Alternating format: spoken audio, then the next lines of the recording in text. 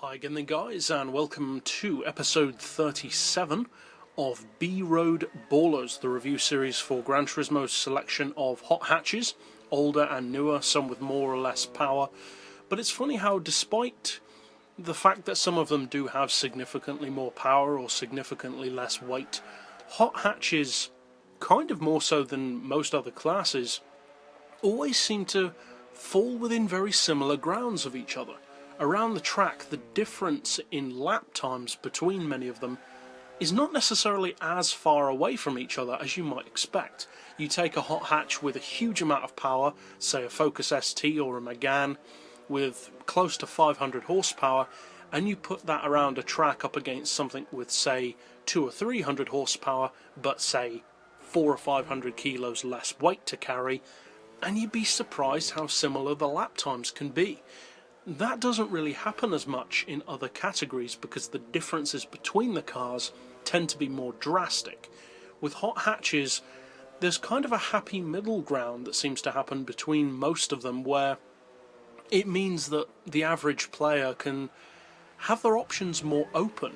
They can choose a wider variety of vehicles but still know that they stand a decent chance of being competitive.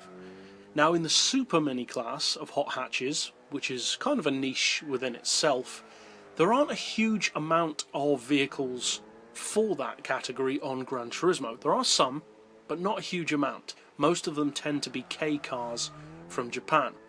And they're great cars. I absolutely love K cars. I have massive amounts of respect for the performance that Japan is able to get out of cars for their various restricted power levels. But when other countries make super minis or tiny hot hatches, they don't have those restrictions, and it's very interesting to see how they compare and how each company goes about that. This particular vehicle, I would say, is one of the best examples of a hot class super mini.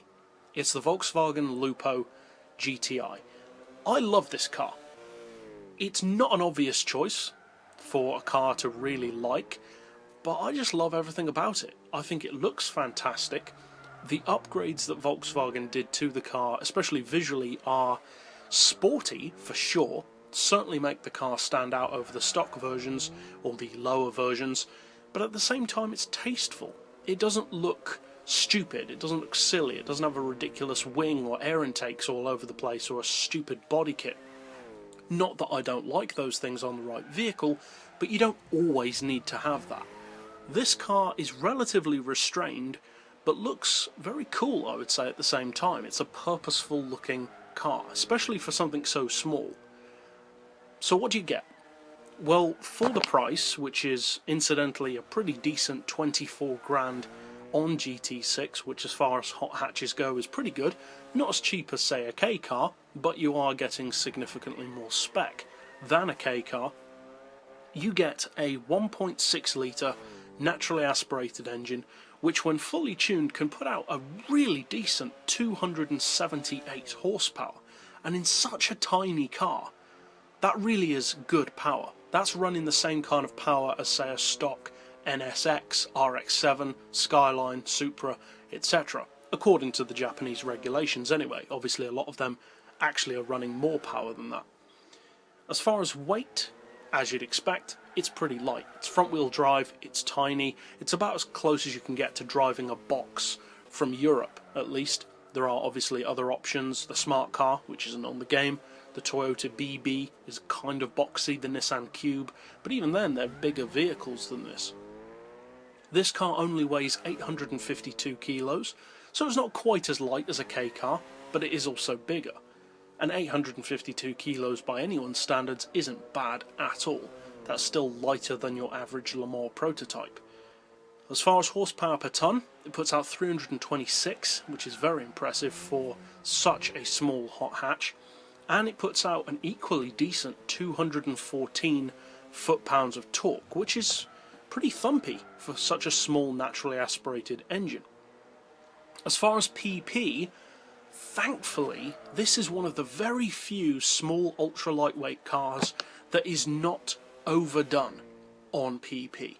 Often, polyphony will ruin a car's ability by making the PP far too high for it to actually be useful. With this car, the PP is fantastic. 479 is perfect placement for this car when fully tuned. You can easily downgrade it to 475, 450, or even lower, and the kind of power that you can run in this car at those levels is almost class leading. Not quite, but not far off.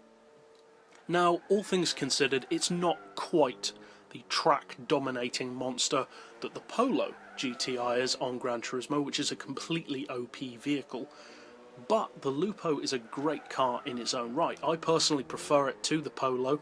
I prefer the slightly more rounded look, and I think it's a slightly more stylish looking car to the Polo, which is a more focused, more hardcore machine compared to this. Overall, the Polo is not necessarily the kind of hot hatch that I'd recommend trying to take on the world with. Obviously, I don't think anyone would try to do that, but for its range, it's one of the best. In the ultra-compact hot hatch class, there are very, very few rivals which can actually beat this car, because the great thing about the Polo GTi, probably the best thing as far as I'm concerned, is that it manages to mix everything you need from a car of its type without any significant downsides. Usually, it's only the larger, heavier hot hatches that are allowed to have huge power. But you're carrying a massive weight disadvantage. And then with the smaller hatches, such as the K cars, it's the exact opposite. They have ultra light weight, but the tiny engines don't allow for anywhere near as much power or top-end performance. With the Polo, you get a happy medium between both. It's not the lightest or the most powerful, but it is light, and it is powerful. And for 24 grand, that's a great deal. But for this episode, that's it, and I'll see you guys next time. But for now, as always, thanks for watching.